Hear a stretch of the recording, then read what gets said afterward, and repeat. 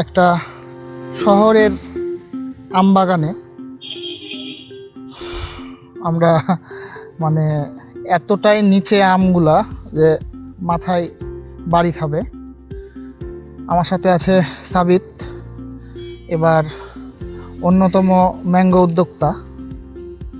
So এখন বাগানে কিছু এক্সপিরিয়েন্স নিচ্ছিলাম, তো বাগানের আমগুলা দেখে আপনাদেরকেও দেখাতে ইচ্ছা করলো। সাবিতকে দেখাই, সাবিত তো আমের প্রেমে পড়ে গেছে। আসসালামু আলাইকুম, আমার পেজের নাম আমবাজার চাপাই। ঘরে বসে আমের আসল স্বাদ পেতে চাইলে যোগাযোগ করুন আমবাজার চাপাইয়ে।